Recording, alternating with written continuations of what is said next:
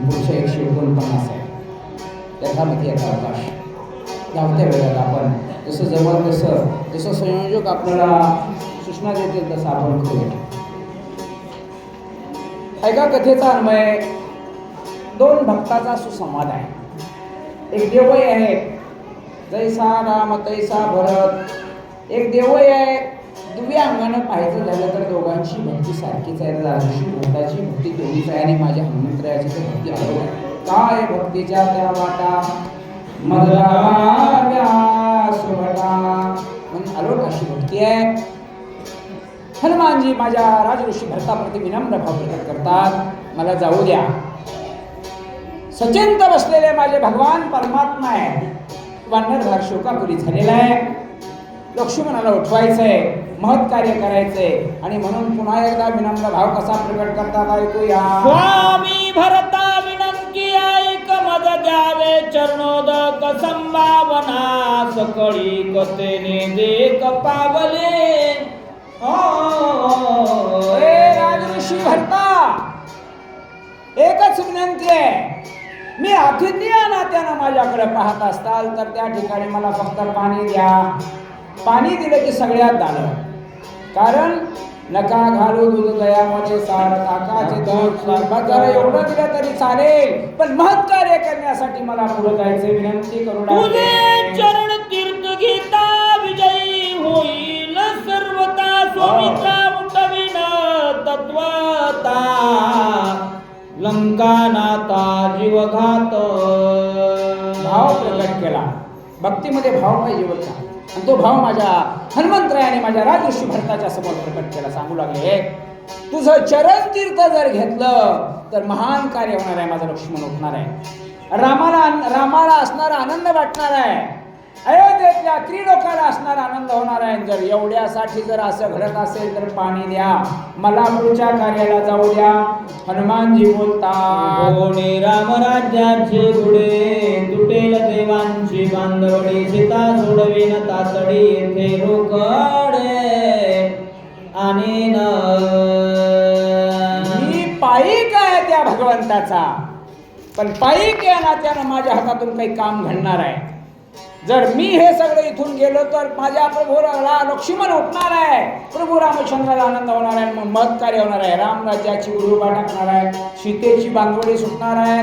दुर्जनाचा संहार होणार आहे. मग अयोध्येला येणार. मग एवढं काम जर होणार असेल तर मला गोवू नका. हनुमानजी चरणी ठेविला माता तवा भरत मने मागुता काही विनवीन कपिनाता. ते तत्वता ऐकावे. प्रेमामध्ये माणूस बांधला की वेळ काळ कळतच नाही. आमचे गुरुच होत्या का ते सांगू लागले. पण स्टेज कधी कधी कसं आहे, रामायणातलं स्टेज नाही. तुम्हाला ज्ञान आगाध आहे होय, पण ते कुठं वापरलं पाहिजे?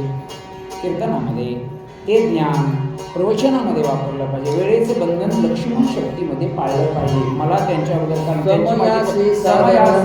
समयोगाना आणि म्हणून मला या ठिकाणी जायचं इतिवृत्तांत माझ्या हनुमंतरायाने सांगितला. पण राजऋषी भरत म्हणतात, जाता जाता मला एक तुला बोलायचं. काय राम दर्शनाची बहुत झाले उत्कंठिता ते वालो येत काही मत जीवनात उत्कंठा पाहिजे. माय बाबा उत्कंठा पाहिजे. कशाची उत्कंठा निर्माण झाल्याशिवाय कार्य साधन होत नाही. माझं चित्त हे रामासाठी काय झालंय, आतुर झालंय. त्या भगवंताची मला भेट घ्यायची. पण राम नामांकित बाण आला त्याच्यामुळे मी इथपर्यंत आलो. मला जाऊ द्या. तुझं सुविधीन त्यावरी कर्यारोहण माझे वरचे लोटांगण स्नान आपण करावे. राजऋषी भरत ऐकत नाहीत. हनुमंता तुला माझं ऐकावंच लागेल. असं जाणं होत नसेल तर बाण तुझं सवेदी बांध दे आणि माझ्या प्रभूला लोटांगण सांग. कृत्य झालो तुझे निसनात तूच कृपाळू. श्रीराम भक्त मनोगता रक्षावे. कृपाळू श्रीराम भक्त आहेत ना, मग माझं मनोगत ऐकलं पाहिजे. कारण मनोगत पूर्ण करारी गुरु माऊली म्हणजे तो देव आहे. आणि म्हणून माझं ऐकलं पाहिजे. कृत्य झालो आणि इच्छा केली ते पावलो. काय म्हणतात ऐका. राम नाम स्मरता तुझ श्रमण आहे सर्वता जाणून माझ्या मनोगता वचनार्थ. मला माहित आहे दिनरज अखंड खंडेना जीवन रामकृष्ण नारायण ज्याच्या मुखामध्ये अंतर्यामी बाह्यवृत्तीनं जो राम आहे ना त्याला श्रम नाही, त्याला बाधा नाही, त्याच्यामध्ये कुठल्याच प्रकारचं असणारं चिंतनामध्ये खंडन असेल तर मग मला माहित आहे तुझं काम होणार. पण जाता जाता माझं मनोगत ऐक. आई कोणी भरत वचन हनुमान विस्मय आपण कोण उल्लंघे तुझे वचन म्हणून चरण वंदील. विस्मयापन्न झाले कपिनाथ. माझ्या राजऋषी भरताच्या जवळ गेले. होय. हे भरता तुमच्या पायाचं दर्शन घेतो जाऊ द्या. वाजसी पडिले महामोन राहिला दोन्ही कर जोडून येरे तापी सजोनिया गुण क्षितिबाण लावी. प्रेमाची परमावस्था दोघांमध्ये निर्माण झाली. तटस्थ झाले. क्षितिवरती बाण जोडण्याच्या तयारीला हनुमानजी विराजमान होतात. कसा बाण निघतो. प्रेमे बांधला कपिला सर्वदा काही न चले मात पैसे पर्वत बाणा.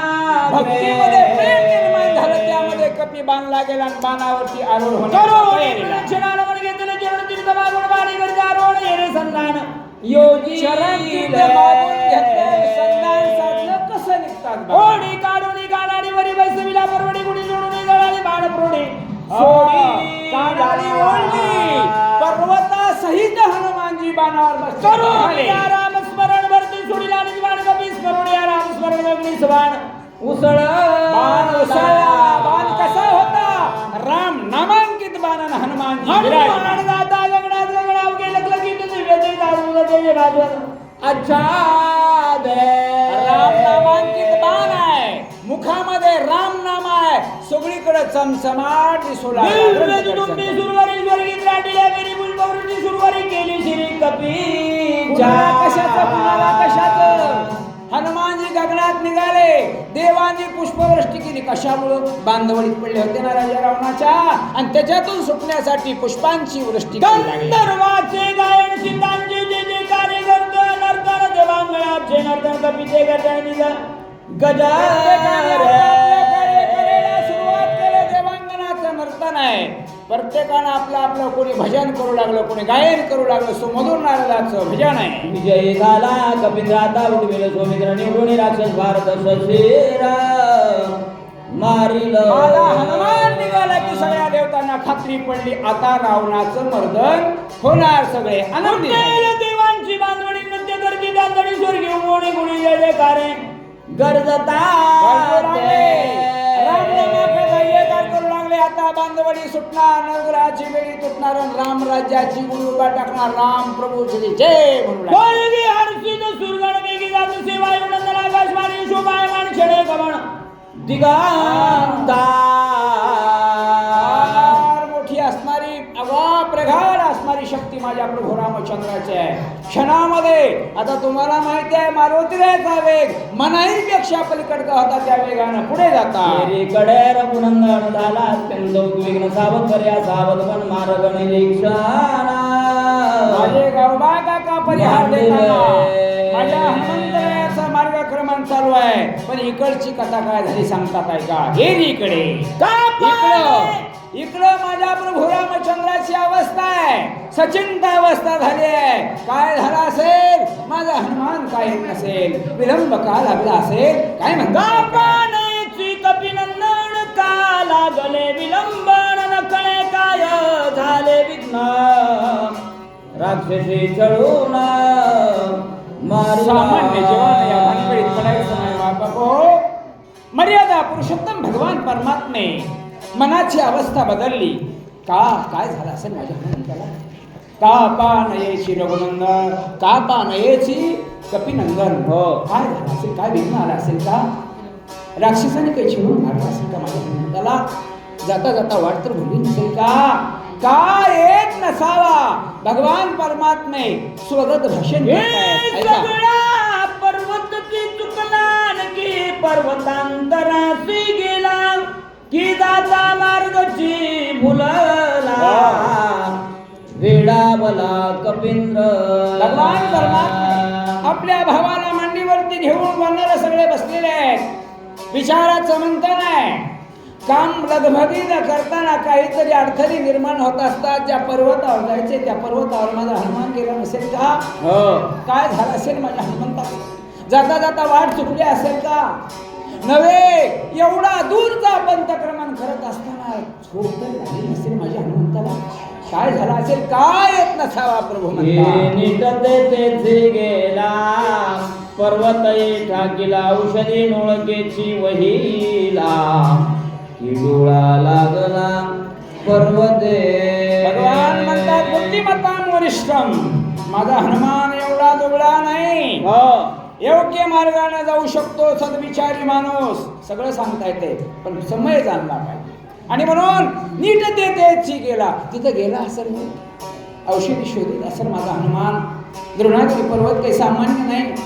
पर्वत शोधता शोधता सापडत नसत्या वनस्पती डोळा लागला असेल का? काय येत नसेल? बघा, एखाद्या वेळेस आपल्याही मनाची अवस्था अशी बदलते. कार्य पूर्णत्वाला ज्यावेळेस जात नाही ना, त्यावेळेस असं जसं कसं प्रश्नामागं प्रश्न, उत्तरामागं उत्तर निर्माण होता.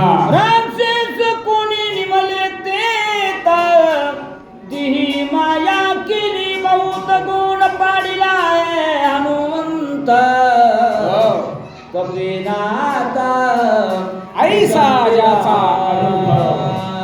दंडकारण्याची परिक्रमा करताना माझ्या प्रभू भगवान परमात्म्याला सर्वज्ञात होतं.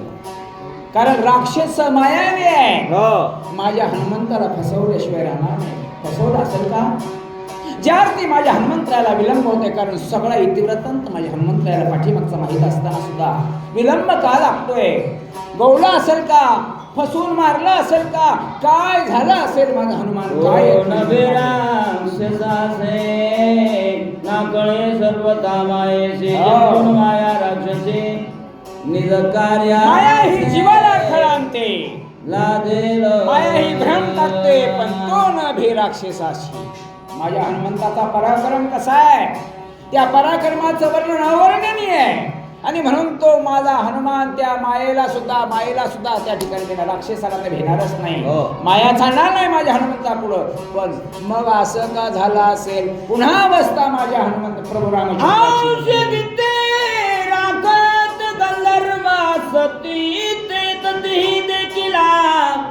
कपिनाथ औषधी घेत पर्वते.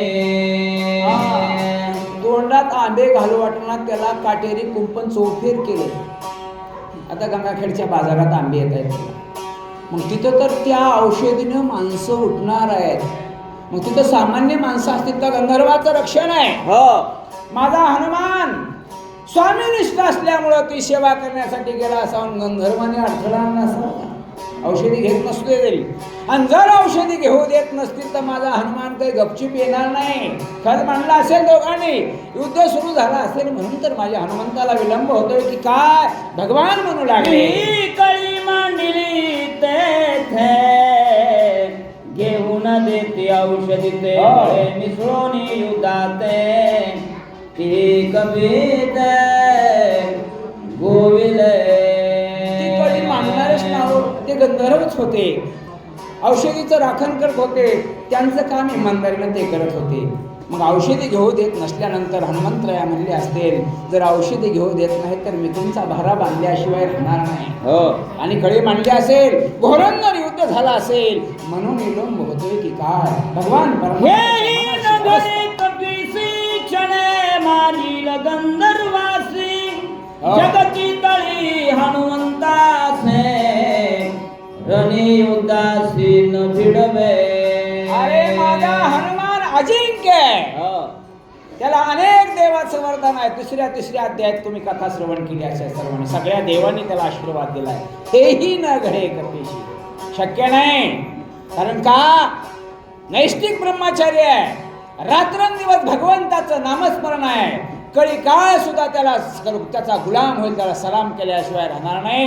गंधर्वाचा भारा बांधून समुद्रात टाकेल. पण मग काय झाला असेल? काय येत नसावा? कृष्णा